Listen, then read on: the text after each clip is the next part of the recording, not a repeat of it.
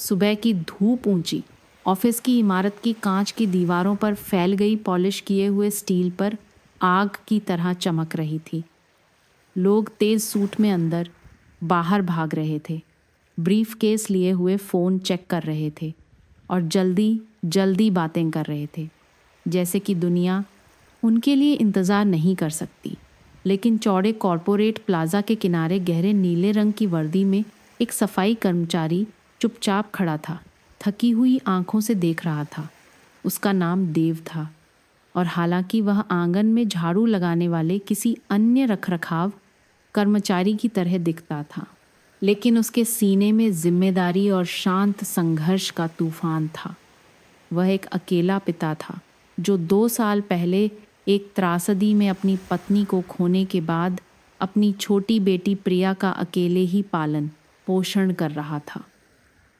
हर दिन वह फर्श साफ करने, खिड़कियां पोंछने और कचरे के डिब्बे बदलने के लिए आता था, लेकिन अपने दिल में वह 2 जिंदगियों का बोझ उठाए हुए था, अपनी और प्रिया की।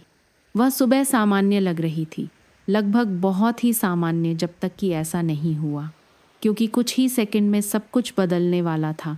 क्योंकि बस एक धड़कन में देव कुछ ऐसा देखने वाला था जिसे किसी और ने नहीं देखा। और उस एक पल में जब वह जोर से चिल्लाया, गाड़ी में मत बैठना, जिंदगियां हमेशा के लिए बदल जाएंगी, और उस इमारत के सबसे शक्तिशाली लोग भी उस सफाई कर्मचारी को फिर कभी उसी नज़र से नहीं देखेंगे। दिन देव के लिए किसी भी दूसरे दिन की तरह ही शुरू हुआ। वह शहर के एक शांत हिस्से में अपने छोटे से किराए के अपार्टमेंट में सुबह होने से पहले जाग गया।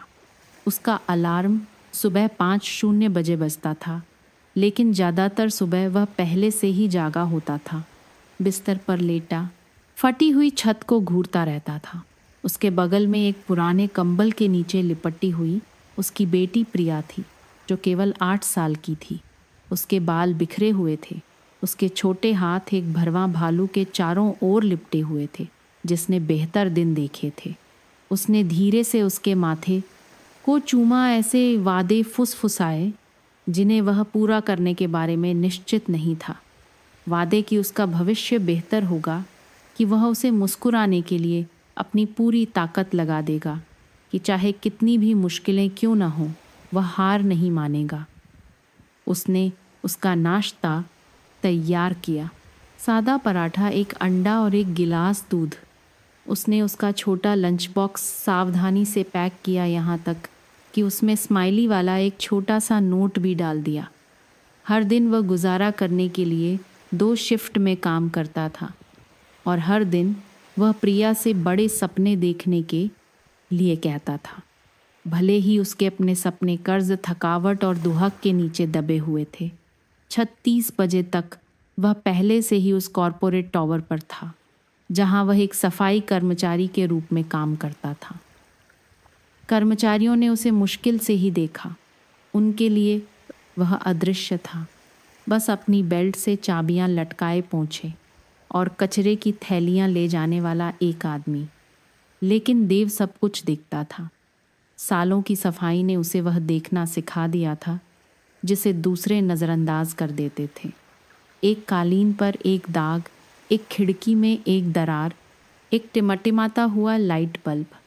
उसने लोगों को भी देखा, उनके जल्दबाजी वाले कदम, उनके तनावपूर्ण भाव, उनकी छोटी जीतें, और शौचालयों में चुपचाप टूटना जब कोई और नहीं देख रहा होता था। वह उन अनसुने टुकड़ों को चुपचाप वैसे ही ढोता था जैसे वह अपनी दिवंगत पत्नी की याद को ढोता था। उस सुबह करीब 8:00 बजे सीईओ खुदुद इमारत में पहुंची। उनका नाम श्रीमती अंजलि शर्मा था, जो 30 के दशक की शुरुआत में एक महिला थीं, जो बिजली की तरह रैंकों में ऊपर उठी थीं। वह तेज़ दबंग थीं, ऐसी आँखों के साथ जो शायद ही कभी नरम होती थीं, और ऐसी एड़ियाँ जो संगमरमर पर शक्ति के एक मेट्रोनोम की तरह क्लिक करती थीं।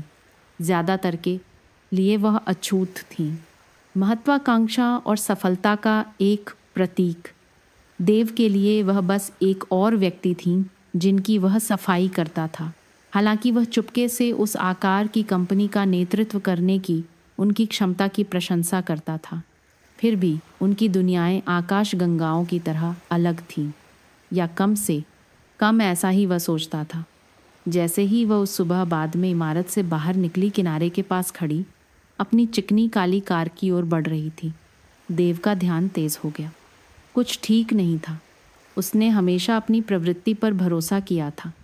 उन्होंने उसे कठिनाई के माध्यम से, अकेले एक बच्चे की परवरिश के माध्यम से, ऐसी दुनिया में नेविगेट करने के माध्यम से जीवित रखा था जो अक्सर उसके जैसे लोगों को नज़रअंदाज कर देती थी। और अब वे प्रवृत्तियां चिल्ला रही थीं, कार, इसके बारे में कुछ था। पहली नज़र में यह ठीक लग रहा था। पॉलिश किया हुआ काला धूप के नीचे चमक रहा था।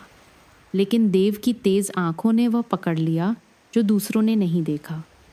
ड्राइवर की तरफ के दरवाजे के नीचे से एक हल्का तार फिसल रहा था जो लगभग छाया में छिपा हुआ था।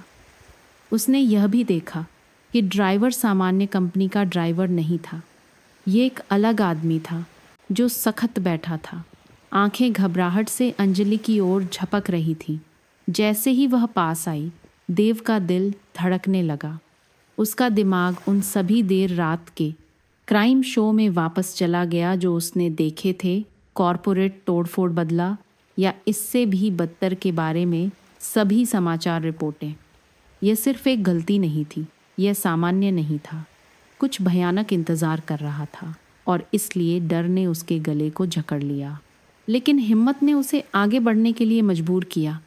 देव ने अपने हाथ में झाड़ू गिरा दी और भागा। उसके जूते फुटपाथ से टकराए और उसकी आवाज़ शांत सुबह की हवा को एक सायरन की तरह चीर गई। गाड़ी में मत बैठना। अंजलि जम गई। पूरा आंगन भी जम गया लगता था।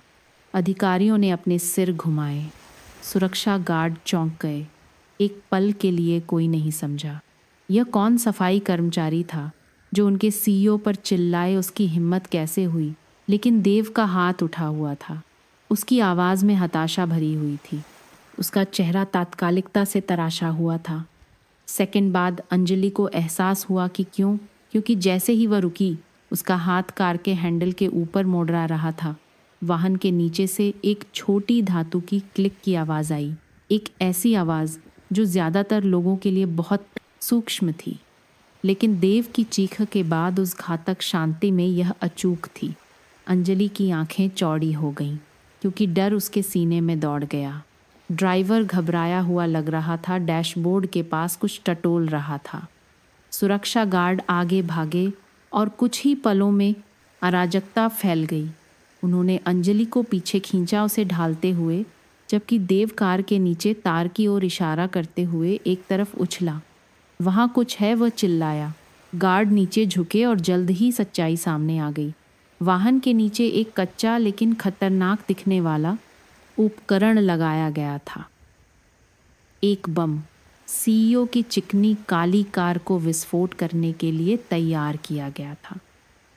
अगर देव ने इसे नहीं देखा होता, अगर उसने वह दरवाज़ा खोला होता, अगर उसने अंदर कदम रखा होता, तो सब कुछ आग और छर्रों में समाप्त हो जाता। उन दिल दहला देने वाले सेकंड में अंजलि का जीवन और पूरी कंपनी का भविष्य बच गया। किसी अन्य कार्यकारी द्वारा नहीं, सुरक्षा द्वारा नहीं, किसी बोर्ड सदस्य द्वारा नहीं, बल्कि एक सफाई कर्मचारी द्वारा, एक अकेले पिता द्वारा जो फर्श साफ करता था और कचरे के डिब्बे खाली करता था, एक ऐसे व्यक्ति द्वारा जिसे कोई 2 बार नहीं देखता था। और इसीलिए उस उज्जवल सुबह जब एक अकेले पिता सफाई कर्मचारी ने उन जीवन रक्षक शब्दों को चिल्लाया, तो सब कुछ बदल गया। अंजलि की जान बच गई। वफादारी और साहस के बारे में सच्चाई सामने आई और दुनिया को याद दिलाया गया कि नायक हमेशा सूट या बैज नहीं पहनते हैं। कभी कभी वे साबुन से स्नेहवर्दी पहनते हैं और अपने थके हुए हाथों में एक बच्चे के सपनों का बोझ उठाते हैं।